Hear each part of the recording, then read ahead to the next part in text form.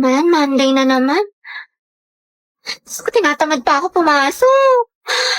The second sem pa namin.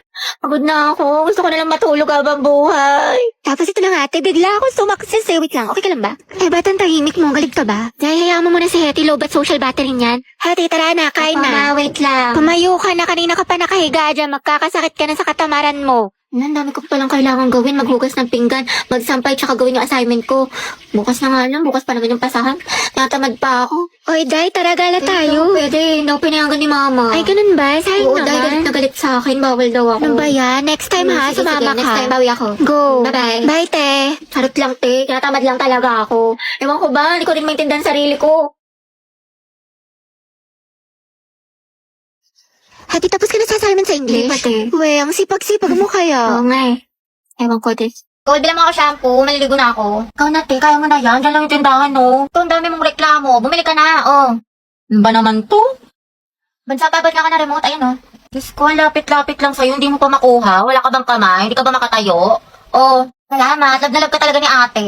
Oh, Christine, sampay mo na nga itong mga damit para di bumaho. Wait lang, ma. Ginagawa ko pa yung assignment ko. Nicole, ko na nga magsampay. Lo, ikaw inutusan ni mama eh. Nagsiselfone ka lang naman eh, wala ka namang ginagawa. Ba yan? Ako na lang lagi. Tao po, parcel po para kay Christine. Oh, ito, may order ka daw. Eh, yun ata yung mga damit to, binili ko sa Lobito. Kuhay mo nga, babe. Bayad na yung mga yan. Aba, sino pa nga ba? Wala naman ako magagawa eh. Happy ka siguro, may kapatid ka, may nauutusan ka. Thank you so much.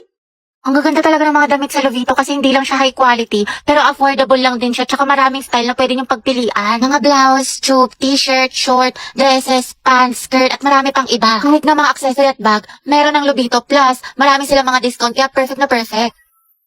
Uy ate, pero makuminsan ng mga damit mo ha, o di kayo pamana mo na lang sa akin yung iba, total pala utos ko naman. Oo na, sige, pag-iisipan ko. Mga anak, magsaing na nga kayo. Oo, magsaing ka na daw. Uy, ba't ako na naman?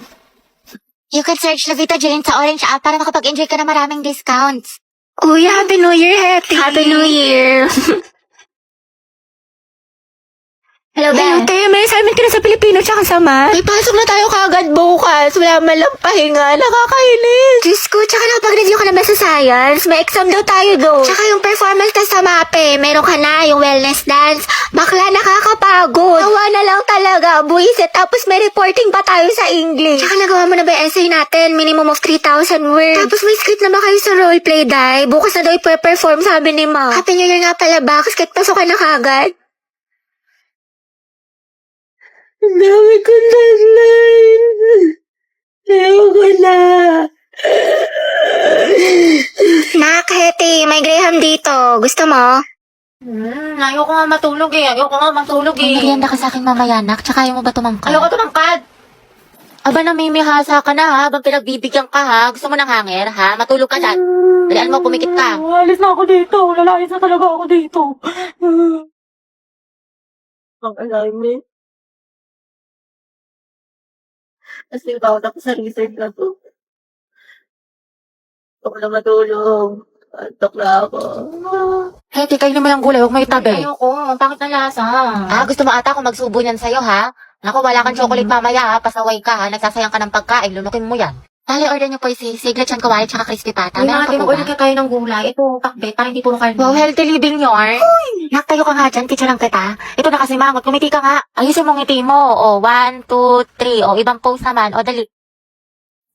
Eh, picture mo nga ako pang story Kaya ang dami mo ng picture. Ang dami yung angle ah. Gusto ko yung maganda ko dyan, hindi ako makamatama. Go! Ay, putek, ang sarap. Grabe naman. Oo, antayin game ka na naman. Tama na tayo, MVP ka na. Puro ka labas, Hetty ha, ang init-init. Di ka mapirmi sa bahay, kaya ang dami mong kuton. Dungis-dungis mo pa. Tara nga dito, kutuhan kita.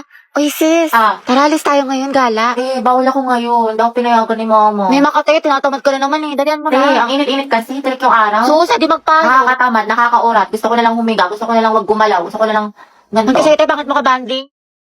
Ate, saan tayo pupunta? Sa may bagong bukas na Samgyup, be. Diyan lang sa kanto, konting lakad lang. Tagal pa ba? Bakla ka, nyari sa'yo. Ang bilis mo pagpawisan, mukha ka pinaliguan. Ay, salamat, nakaligo din. Diyos ko, kakaligo ko palang basang-basa na yung kilik-hili ko, tapos nalagkit ko na. Tagap-tak pa ako sa pawis. Tara, punta tayo library. Wow, sipag ha, bagong buhay Baliw, hindi. Pawis na pawis na ako. Magpapa-aircon lang tayo doon, palamig lang. Gabi, anak. Bakit po, ma'am? Pakikuha mo yung gamit ko sa faculty. Sige po. Ma'am, ito na po. Uy, tayo, basang-basa ka sa pawis. Sa faculty ka lang galing. Diyos ko ka. O, ito, Ethan. Thank you, te. Hey! Ang ganda-ganda ko. Ayan, ang fresh ko na. Ready na ako pumasok. Maalis na ako. Sige, ingat ka. Ang init. Hulas na makeup ko. Papasok pa lang, mukha na akong pauwi. Hindi na ba nakalimutan na kalimutan ka? Kung tayo talaga